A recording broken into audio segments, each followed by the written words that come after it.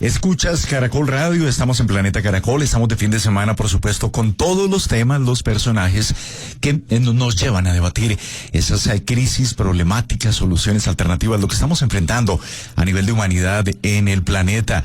El tema de la pérdida de la biodiversidad, que claramente lo evaluamos acá recientemente en la COP16 que se llevó a cabo en Cali. Termina una COP29 en Bakú, con todo lo referido a la crisis climática, cómo enfrentarla, presupuestos, compromisos de los estados.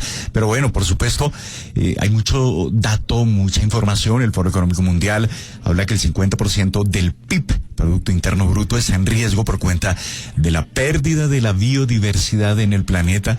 Es muy claro y nos ufanamos en Colombia de albergar al menos el 10% de las especies del planeta. Es el país mega diverso, pero ojo, realmente ¿qué estamos haciendo? Estamos aprovechando realmente la biodiversidad en temas de circularidad, de economías verdes. En fin, para debatir, para hablar, para entrar en este tema tan maravilloso, nuestra invitada Alison Benson. Alison es directora del Centro de Pensamiento Reimaginemos, y pues me encanta que estés aquí en Caracol Radio, en contacto con los oyentes de Planeta Caracol.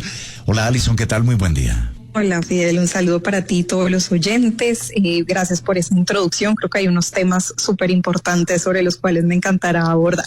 Sin duda, y mira, yo creo que vale la pena acercar a los oyentes, a los amigos de Caracol Radio, esa realidad que enfrentamos. Por supuesto, levantamos la mirada y vemos una Colombia, un país verde, un país, la Orinoquía y la Amazonía, con humedales, ríos voladores, 3 cordilleras, todos los pisos térmicos, el Chocó biogeográfico increíble, la zona insular colombiana en el Caribe. Sí, somos mega diversos, por supuesto, tenemos biodiversidad, hemos perdido muchísimo por las actividades humanas, pero ¿qué valoración tienes inicial de lo que estamos enfrentando como humanidad, lo que estamos enfrentando como región en Latinoamérica y Colombia como tal, Alison?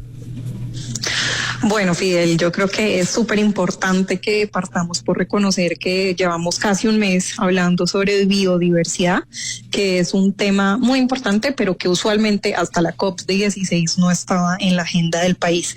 Y pues es una gran oportunidad para hacernos unas preguntas que yo creo que son muy importantes para los colombianos, y es decir, bueno, la biodiversidad, ¿cómo puede ser una fuente de oportunidad para Colombia?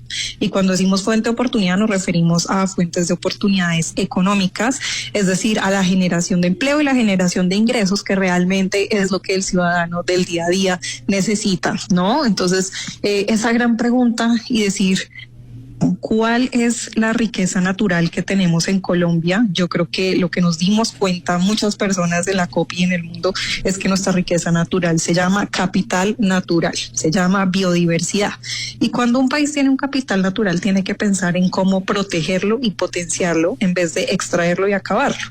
Si tú te pones a pensar, todo el mundo, en todos los países y en todos los sectores económicos, cuidan su capital, porque el capital es una fuente de crecimiento, y yo creo que eso es una idea que tenemos que hacernos los colombianos, y es nuestro capital natural es una fuente de oportunidades, pero ¿cómo hacemos que sea una fuente de oportunidades realmente para Colombia y sus comunidades, sus empresas, sus territorios, ¿no? Desde nuestra historia y mucho lo que ha pasado en el mundo es que a veces la riqueza trae oportunidades para otros, y yo creo que esa mirada de hacia adentro, ¿no? Hacia nosotros, cómo aprovechamos esto como una apuesta colectiva, nuestro propio bienestar, pues es fundamental, y realmente tiene que ser una conversación que no se acabe con la COP, sino que dure mucho más allá de digamos, inicio de una conversación que debería guiar al próximo gobierno, que debería guiar a la forma como los empresarios deciden cómo invertir, que debería guiar la forma como las universidades enseñan e investigan, y que debería también guiar la manera como los consumidores nos relacionamos con el entorno, como consumimos. Entonces realmente es una apuesta colectiva, y yo creo que es muy importante que no dejemos que se pierda esa oportunidad de establecer la conversación en Colombia. Sin duda, y lo has dicho, hemos venido hablando de biodiversidad. Ojo que los tíos nuestros, los tíos hippies, hablaban de lo mismo y no les paraban bolas. Y date cuenta que hoy el contexto es tremendamente diferente, Alison y oyentes, porque, por ejemplo, la Unión Europea ya ha puesto límites y para comprar, para importar los productos deben tener una trazabilidad, no deben afectar ecosistemas, no deben vulnerar derechos fundamentales de la población, no deben impactar recursos hídricos. Ya se está creando, el caldo de cultivo se ha creado. Brasil, por ejemplo, exporta muchos productos y frutos de la selva, de la Amazonía, insumos para la industria de los cosméticos, para la industria farmacéutica. Ahí ya el camino está como avanzado. Yo siento que a nivel Colombia, Alison, esas posibilidades deben trascender a acciones contundentes para que en las regiones puedan desplegar proyectos productivos a partir de la selva, como el ejemplo que planteaba de la selva amazónica. Sí, Fidel, y me gusta ese ejemplo de esas industrias que mencionas y de países que van un poco más adelante que nosotros, que también son países que albergan la biodiversidad, ¿no? Yo creo que eso es importante también, que tengamos una conversación entre los países donde realmente está ese capital natural y que la conversación no sea dada por las directrices del norte global. Tú estabas hablando de estas industrias y estas oportunidades que se dan desde los productos amazónicos. Precisamente nosotros en una conversación que tuvimos justo después de la COP con 5 grandes voces de Colombia, una de ellas, Hernando García, el director del Instituto Humboldt, él nos hablaba de un término que es bioprospección, que es un término que se quiere posicionar dentro de la agenda económica colombiana. Y la bioprospección, ¿qué es? Es desarrollar una industria propia a partir de la riqueza genética natural de la biodiversidad, ¿no? Entonces, ¿cómo descubrimos en todo ese capital natural soluciones a problemas médicos, a problemas de alimentos, nuevos productos que se transformen y tengan un valor agregado para la industria de los cosméticos, entendido, digamos, no solo lo de belleza, sino la salud también, pues, integral? Y ahí hay una palabra importante, y es que hablamos sobre bioprospección como desarrollar una industria propia. Es decir, ahí volvemos al tema de pensarnos la oportunidad de la biodiversidad para nosotros, ¿no? Tenemos, por ejemplo, casos que se suelen resonar como grandes inversiones que han hecho países como Corea, Francia, otros que son países que no tienen la biodiversidad, pero que saben del potencial de la biodiversidad, y ellos están invirtiendo en tecnologías, en desarrollo, en investigar para poder encontrar, digamos, esas fuentes de oportunidades para la industria. Y la pregunta es, ¿cómo hacemos en Colombia para que entonces esos esfuerzos, esa inversión, ese conocimiento no venga de afuera y no se use afuera, sino se use acá? Entonces, muy importante esa reflexión. Y otra de las 5 voces con las que estuvimos hablando se llama Wendy Arenas, de la Fundación Alisos.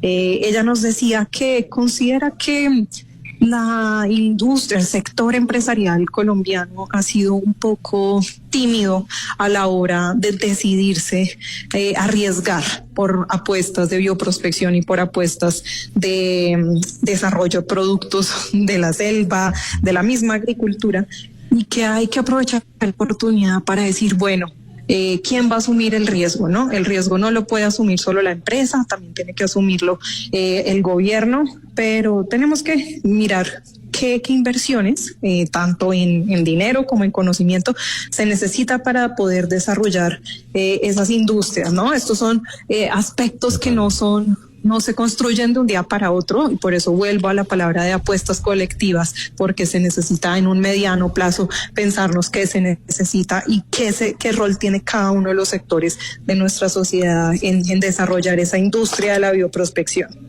Sí, mira que uno toma un vuelo de Bogotá una hora 15 minutos y ya está en San José del Guaviare, o puede estar en Yopal, y allí encuentras de inmediato una cantidad de productos, el azaí, copoazú, una cantidad de elementos también que pueden ser insumos para garantizar uno de los grandes debates de la humanidad, la seguridad alimentaria, productos que están en la Orinoquía, en la Amazonía, Alison.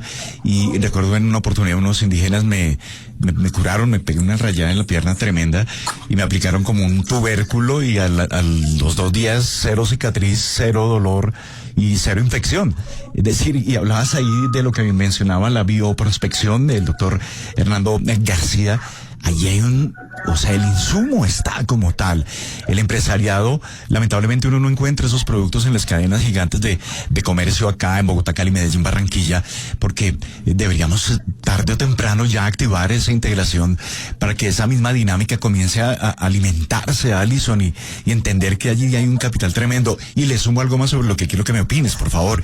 La tradición y el conocimiento de las comunidades en esas regiones sobre la cantidad de insumos que hay, fruto justamente de la biodiversidad. A ellos hay que escucharlos, hay que ubicarlos en el nivel que les corresponde. Sí, me gusta mucho la reflexión y la pregunta que abres, Fidel, porque yo creo que esa también fue una de las grandes lecciones de la COP. Y es decir, estas preguntas no son preguntas a puerta cerrada, no son preguntas entre los expertos y los técnicos, sino son preguntas que tienen que hacerse con la comunidad, porque sobre todo es la comunidad la que tiene mucho conocimiento y práctica en el uso y protección de la biodiversidad. Así nos lo decía también Paola Quiñones, que es una lideresa ambiental de Cali, que estuvo muy involucrada en la COP y participó en nuestros conversatorios desde Reimaginemos. Y ella nos decía, hay que reconocer a la comunidad, pero no solo reconocer a la comunidad, sino hacer con la comunidad, porque la comunidad ya protege y aprovecha la biodiversidad. Cuando decimos comunidad, no estamos hablando solamente de las comunidades indígenas, de las comunidades afro, ¿no? Lo decimos en un sentido más amplio, pero pues sí hay una realidad en Colombia, y es que los territorios más biodiversos también son los territorios donde hay estos grupos poblacionales y minorías que han sido pues muchas veces invisibilizados económicamente, pero también en términos de conocimientos.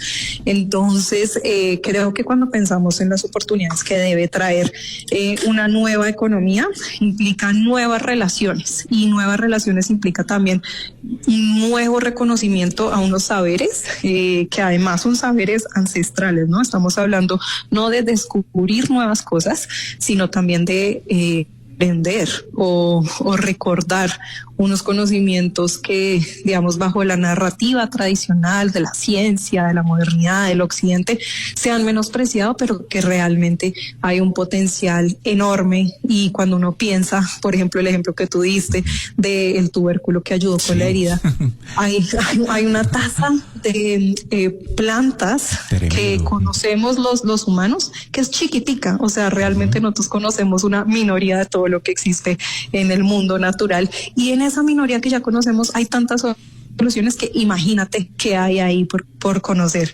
Entonces, pues muy importante como ser humildes también y justos en el reconocimiento de quién tiene el conocimiento y también quién tiene la prioridad de beneficiarse de estas oportunidades que surjan, que nuevamente pues en muchos casos son las comunidades étnicas afrocolombianas, y lo mismo para los casos como pues Perú o Brasil o incluso Indonesia. Claro. Y yo quería hacer un énfasis, Fidel. Ahorita te hablé de este concepto que estamos intentando posicionar también en Reimaginemos, que se llama la nueva economía. Es cómo hacemos para pensarnos una economía que sea fundamentalmente igual y menos extractiva, y nosotros pensamos que la respuesta a eso es pensar nuevas relaciones económicas, nuevas relaciones sociales, y una cosa muy importante cuando pensamos en estas nuevas relaciones, que digamos llegamos a esta conclusión a raíz de la COP, es cómo ponemos a la naturaleza en el centro. Es decir, nosotros vemos la naturaleza como algo que está aparte nuestro, y la naturaleza lo que ha venido haciendo como sociedad es realmente subsidiarnos. La naturaleza nos da y nos da y nos da, y no estamos ni valorando ni retribuyendo esos aportes de la naturaleza. Entonces, ¿qué significa poner la naturaleza en el centro de las relaciones económicas? Es entender cuál es el valor de la naturaleza y quién tiene que pagar por el valor de la naturaleza, no solo por reconocerlo, sino también por protegerlo. Y yo creo que en la COP se avanzó de una manera muy importante con el Fondo Cali, ¿no? Que nos hace esta primera pregunta, decir, bueno, ojo, industrias nacionales, internacionales, cuando ustedes aprovechen el capital genético de la naturaleza, pues hay que pagar.